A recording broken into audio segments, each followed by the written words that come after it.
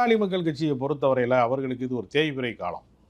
ஏன்னா கட்சியை உருவாக்கிய நிறுவனராக இருக்கக்கூடிய ராமதாஸ் அவர்களை புறக்கணித்து விட்டு ஒரு கட்சி போட்டி பாமகவை நடத்துறாரு அன்புமணி ராமதாஸ்.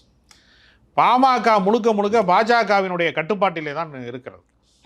அதை ராமதாஸ் அவர்கள் விரும்பவில்லை. ராமதாஸ் என்ன சொல்றாருன்னா, நாம் மாநில கட்சி நடத்துகிறோம், நாம் தேசிய கட்சிக்கு வளைந்து போக வேண்டிய அவசியம் இல்லை. கடந்த நாடாளுமன்ற தேர்தலிலேயே பாஜக கூட்டணி வேணான்னு சொன்னேன், அவர் கேட்கல, படுதோல்வி அடைந்தார்கள். மறுபடியும் ஒரு தோல்வி கூட்டணி வைக்கிறாங்க. தேர்தலில் ஜெயிப்பதற்கு அன்புமணிக்கு துப்பு இல்லைன்னு சொல்றாரு. சிபிஐ வழக்கு இருக்கிறது. ஏற்கனவே மருத்துவக் கல்லூரிக்கான அனுமதி வழங்கியதில் பல முறைகேடுகள் நடந்ததாக சிபிஐ வழக்கு இருக்கிறது. அந்த வழக்குக்கு அஞ்சுதான் அன்புமணி பாஜக பக்கம் நிற்கிறாரே தவிர அவருக்கும் வேறு வழி இல்லை, ஆப்ஷன் இல்லை. ஆனால் கட்சியை காப்பாற்றுவதா மகனை காப்பாற்றுவதாங்கிற இடம் வருகிற போது கட்சியை காப்பாற்ற வேண்டும்னு ராமதாஸ் சொல்கிறார். வழக்குக்கு அஞ்சு நீங்கள் அந்த பக்கம் போக வேணாம்னு சொல்கிறாரு. இவர் வழக்குக்கு அஞ்சு நான் ஜெயிலுக்கு போக முடியாதுன்னு அடம்பிடிக்கிறார். அதனால் இப்போ தமிழ்நாட்டில் இருக்கக்கூடிய எல்லா அரசியல் கூட்டணிகளையுமே தீர்மானிக்கக்கூடிய இடத்துல யார் இருக்கானா சிபிஐ தான் இருக்கு. பாஜக வலையை வீசி மீனை பிடிப்பது மாதிரி சிபிஐ மாதிரியான விசாரணை அமைப்புகளை ஏவி விட்டு, வருமான வரித்துறை ஏவி விட்டு, அமலாக்கத்துறை ஏவி விட்டு அடக்கி ஆளக்கூடிய ஒரு இடத்துல இருக்காங்க. அதனால் இது ஒரு ஆர்கானிக்கான கூட்டணி, ஒரு இயல்பான கூட்டணின்னு சொல்ல முடியல.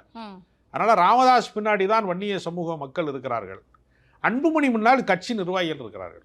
அதனால் சமுதாயம் ஜெயிக்க போகிறதா, கட்சியினுடைய நிர்வாகிகளுடைய விருப்பம் ஜெயிக்க போகிறதா என்பதை தேர்தல் ஆணையம் யாருக்கு சின்னம் கொடுக்க போகிறார்கள் என்பது வழக்கில் இருக்கு.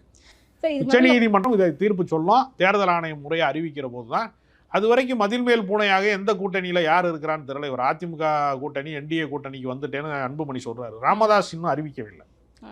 ராமதாஸ் யார் பின்னால் போக போகிறார் என்று தெரியலை. ஒருவேளை கூட்டணியே வேணாம், என் சொந்த சமுதாய மக்களை நம்பி நான் அரசியலிலே நிற்கிறேன் என்று சொன்னாலும் ஆச்சரியப்படுறதுக்கு ஒன்றுமே இல்லை.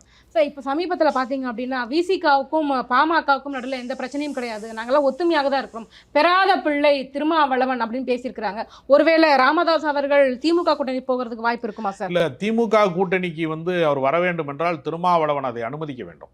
ஏன்னா திருமாவளவன் சொல்லிட்டாரு, பாஜக இருக்கிற கூட்டணி பாமக இருக்கிற கூட்டணியில் நான் இருக்க மாட்டேன்னு கொள்கை பிரகடனத்தை சொல்லிட்டார்.